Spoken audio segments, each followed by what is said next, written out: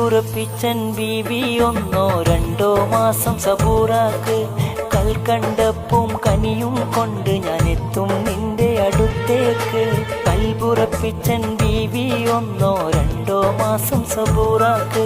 കൽക്കണ്ടപ്പും കനിയും കൊണ്ട് ഞാൻ എത്തും നിന്റെ അടുത്തേക്ക്. മറ്റു വിചാരങ്ങളൊന്നും തന്നെ മനസ്സിൽ വെക്കല് നന്നല്ല.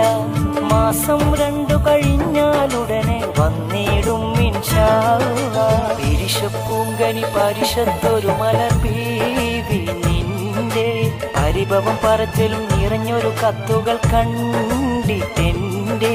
കരളിൽ പൊരി താപം ഏറുകയാണ് മുല്ലേ. കത്തൊന്നീ വിധമെഴുതാൻ കാരണമെന്ന്